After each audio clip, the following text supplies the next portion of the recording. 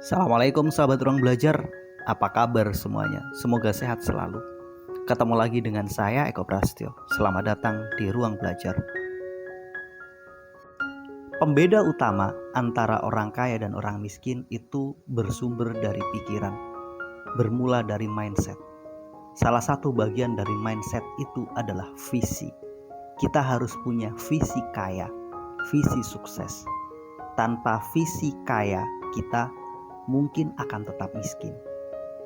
Sayangnya banyak orang hanya ingin menjadi kaya tanpa pernah punya visi tentang kaya. Mereka tidak memiliki gambaran yang jelas. Target mereka jika disebut sebagai orang kaya itu apa? Sebagian tertipu pada visi kaya yang sifatnya hanyalah konsumtif, hanyalah terlihat kaya.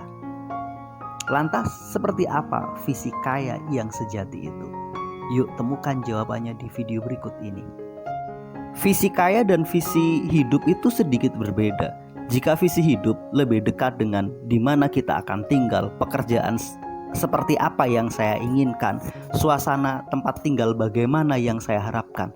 Sementara visi kaya itu lebih dekat dengan visi finansial, lebih dekat dengan bagaimana kita mendefinisikan cara kita kelola uang dan cara kita mendapatkan kekayaan. Contoh, visimu menjadi seorang dokter. Kamu berharap menjadi seorang dokter yang luar biasa. Pertanyaannya, setelah jadi dokter kamu ngapain? Setelah kamu terima uang dari pekerjaanmu sebagai dokter, akan kamu kemanakan uangmu? Disinilah visi kaya itu berbicara. Jadi visi kaya merupakan sebuah tujuan, sebuah target, sebuah pencapaian yang ingin kita dapatkan setelah kita punya sebuah karir, setelah kita punya sebuah pekerjaan. Atau buat kamu yang belum bekerja, gak ada masalah. Tetapkan visi kayamu, kemudian baru pikirkan cara meraihnya. Pikirkan pekerjaan apa yang bisa menghantarkan saya ke visi tersebut. Jadi visi adalah sesuatu yang ingin kita raih di masa mendatang, sesuatu yang ingin kita wujudkan. Tentang caranya, setiap orang boleh memilih cara dan jalan mereka masing-masing. Ini mirip seperti kamu yang tinggal di Jakarta dan ingin pergi ke Surabaya. Kamu bisa naik pesawat, kamu bisa naik motor, kamu bisa naik kereta api, kamu bisa bawa mobil sendiri, kamu bisa naik bis, bahkan kamu bisa nunut truk, bahkan kamu bisa jalan kaki, kamu bisa naik sepeda, bahkan itu tergantung kita. Apakah kita mau naik motor, naik mobil, naik pesawat, naik kereta, naik bis, atau bahkan jalan kaki, itu adalah cara untuk mewujudkan visi itu. Itu mirip seperti pekerjaan yang kita pilih. Masalahnya banyak orang salah dalam memilih visi kaya mereka. Ada yang memilih bahwa visi mereka punya rumah dan punya mobil setelah bekerja. Jadi ketika mereka bekerja, mereka berjuang mati-matian untuk ngumpulin uang agar punya rumah dan punya mobil. Ada pula yang visinya adalah punya bisnis sendiri. Mereka ngumpulin modal, setelah punya modal benar-benar membangun bisnisnya. Dua contoh visi itu bukanlah visi kaya. Itu hanyalah visi konsumtif dan visi terlihat kaya. Lantas seperti apa visi kaya yang sebenarnya? Saya bahas satu-satu dulu tentang visi konsumtif. Apa sih visi konsumtif itu? Sebuah visi atau target atau pencapaian yang isinya hanyalah kepemilikan harta benda. Contoh, visimu punya mobil, visimu punya rumah, visimu punya motor. Jadi setelah kamu bekerja, kamu punya target punya motor. Setelah kamu bekerja, kamu punya target punya rumah. Setelah kamu bekerja, kamu punya target punya mobil. Itulah visi konsumtif. Sebuah visi yang ketika tercapai, uangmu gak nambah, tapi bisa jadi malah berkurang. Contoh, visimu beli mobil. Setelah kamu ngumpulin uang dapat 300 juta, tercapai, kemana-mana kamu bisa bawa mobil, tapi apa yang terjadi? Pengeluaranmu nambah. Kenapa? Karena kamu butuh biaya untuk beli bahan bakar, butuh biaya servis, bayar pajak. Lebih parah lagi, nilai mobilmu turun. Dari awalnya 300 juta, mungkin setelah dipakai 2 tahun, sisa tinggal 250 juta. Artinya, dalam waktu 2 tahun, kamu kehilangan uang 50 juta. Inilah visi konsumtif. Sebuah visi yang jika tercapai, bukan uangmu bertambah, tapi kamu punya potensi uangmu malah turun.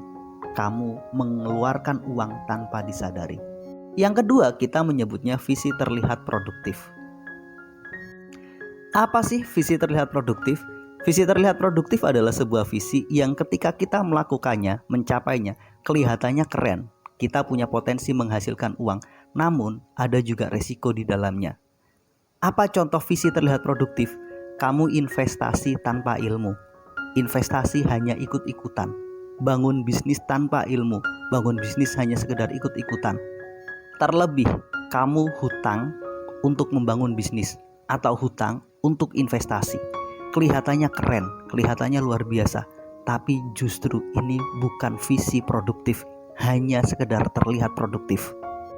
Lantas, visi produktif itu apa? Sebuah visi yang jika kamu mampu meraihnya, kamu punya potensi 90% menghasilkan uang.